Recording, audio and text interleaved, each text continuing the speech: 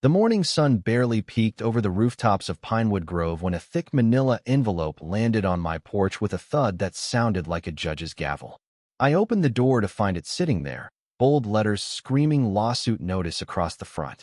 Across the street, Helen Baxter stood in her immaculate driveway, arms folded, her smug smile practically glowing with victory.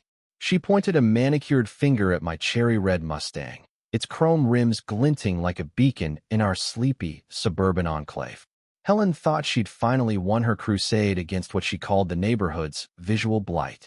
Little did she know, I'd spent the last 20 years tearing apart cases like hers in courtrooms across the state. Let me rewind a bit. When I moved to Pinewood Grove, a tidy suburban haven just outside Charlotte, I brought my pride and joy, a custom Mustang, painted a vibrant red with silver racing stripes that shimmered in the sunlight. The paint job cost me $9,000, a masterpiece of craftsmanship that turned heads. Most neighbors loved it.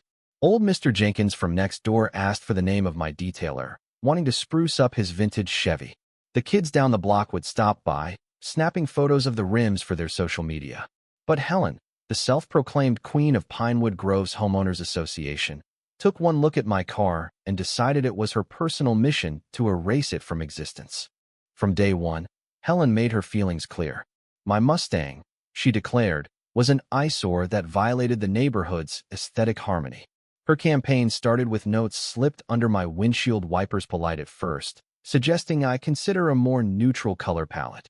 By the third note, she was quoting obscure HOA bylaws about community standards. By the fifth, she was lodging formal complaints, claiming my car was single-handedly tanking property values and disturbing the peace with its mere presence. I ignored everyone, tossing them into a drawer with a chuckle. That only fueled her fire. Helen escalated to a full-blown lawsuit, demanding I either repaint my Mustang or remove it from Pinewood Grove entirely. She strutted around the neighborhood, holding court on sidewalks, waving photos of my car like a prosecutor in a murder trial. She'd cornered Mrs. Larson at the mailbox, preaching about how she was protecting our investments. She even threw around legal terms like covenant enforcement and property rights, as if she'd binged every episode of Law and Order. Her confidence was almost comical until I realized she genuinely believed she'd crush me. While Helen played Perry Mason, I was quietly building my case.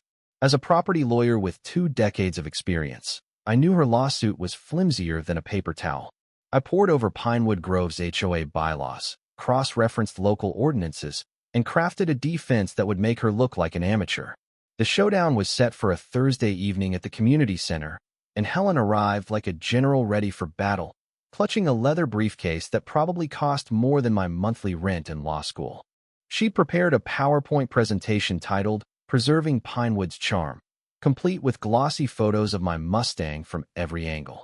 She'd even compiled a binder of precedents from other HOAs that had banned offensive vehicles. Helen took her place at the front of the room, greeting the 5-member HOA board with a smile that screamed victory. When I walked in with nothing but a slim folder, her grin widened. She thought I was unprepared, a lamb to the slaughter. The meeting kicked off with Helen's theatrical performance. She described my Mustang as a visual assault, claiming it turned our tranquil neighborhood into a circus.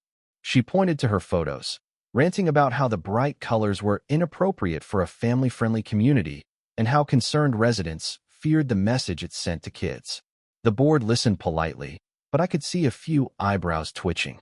When Helen finally sat down, basking in her imagined triumph, the room went quiet.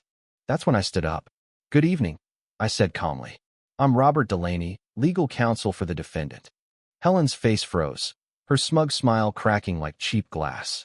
I started dismantling her case, citing legal precedents where HOAs were slapped down for overreaching on personal property rights. I explained that her complaint was rooted in subjective taste, not any enforceable rule, and that forcing me to alter my car would violate state property laws. The board leaned forward, listening intently. Then I opened my folder, and Helen's world crumbled.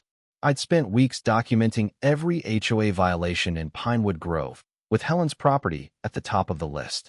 Her oversized lawn ornaments, a clear violation of decoration size limits, the unapproved teal paint on her house, a breach of HOA protocol. The driveway extension she'd snuck in last year? It violated setback rules by a foot. I presented photo after photo, each paired with the exact bylaw she'd ignored, complete with dates showing how long she'd been flouting the rules. The room grew colder with every slide. Helen stammered, trying to defend her tasteful gnomes and value-adding home improvements, but her words fell flat. The board members whispered among themselves, their faces hardening as they realized Helen had been cherry-picking rules to suit her vendetta. I wrapped up my presentation with the calm precision of a surgeon, leaving no doubt that Helen's case was a house of cards. The board deliberated for 10 minutes.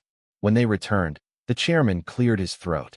"Mr. Delaney's vehicle is in full compliance with all HOA covenants," he said. "Ms. Baxter's complaint is dismissed with prejudice." Gasps rippled through the room. But they weren't done.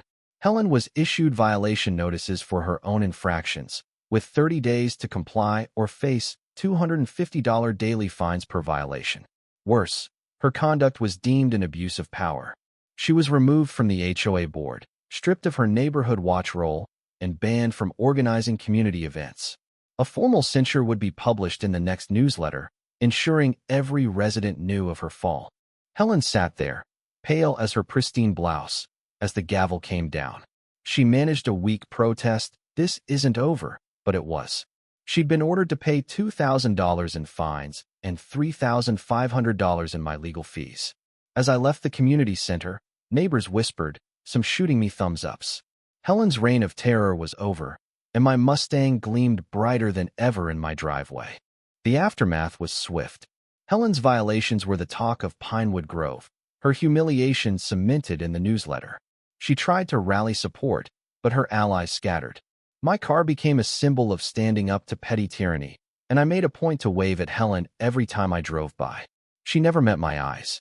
This wasn't just about a carrot, it was about power, fairness, and the right to live on your own terms. Helen thought she could bully me into submission, but she picked the wrong fight. Have you ever faced a bully like Helen, someone using their authority to push you around? Or maybe you've seen injustice in your own community, where rules are twisted to serve personal grudges. Share your thoughts in the comments below. I'd love to hear where you stand on standing up to bullies and fighting unfair systems. Let's get the conversation going.